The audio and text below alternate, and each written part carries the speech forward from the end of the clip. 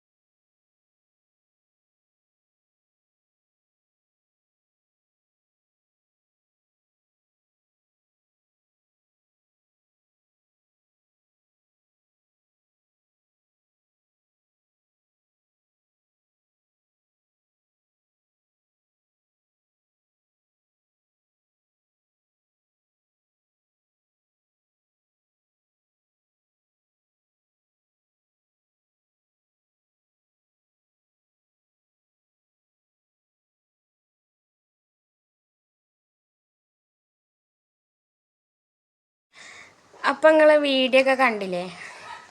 അതൊക്കെ തന്നെ കേട്ടോ വീഡിയോ എടുത്തിട്ടുള്ളതെല്ലാം ഉണ്ട്. ഞാൻ അത്രയും വീഡിയോയ്ക്ക് അതിൽ ആഡ് ചെയ്തിട്ടുള്ളൂ. അപ്പോൾ കോണമായി തോന്നുന്നുണ്ടോ? ഇവിടേക്ക് ഞാൻ സെൽഫിയിലാണ് വീഡിയോ എടുക്കുന്നത്. അപ്പോൾ നോക്കുമ്പോൾ എന്താ എനിക്ക് തന്നെ ഇതിൽ കാണുമ്പോൾ എന്തോ പോലെ ആയിട്ട് തോന്നാം. അപ്പോൾ എല്ലാവരും ഇഷ്ടപ്പെട്ട ചാനൽ സബ്സ്ക്രൈബ് ചെയ്യുക, ലൈക്ക് ചെയ്യുക, ഷെയർ ചെയ്യുക. കുറേ ആളുകൾ സബ്സ്ക്രൈബ് ചെയ്യുന്നുണ്ട്. അപ്പോൾ ആരും ഇതാക്കണില്ല, എന്താണ് ബെല്ലൈക്കൻ അമർത്തുന്നില്ല, നോട്ടിഫിക്കേഷൻ ഓൺ ആക്കണില്ല. അപ്പോൾ എല്ലാവരും അങ്ങനെ ചെയ്യണം കേട്ടോ. അപ്പോൾ എല്ലാവരോടും ടാറ്റാ ബൈ സീ യു. അപ്പം ഇനി വേറൊരു വീഡിയോ ആയിട്ട് നാളെ വരാം കേട്ടോ.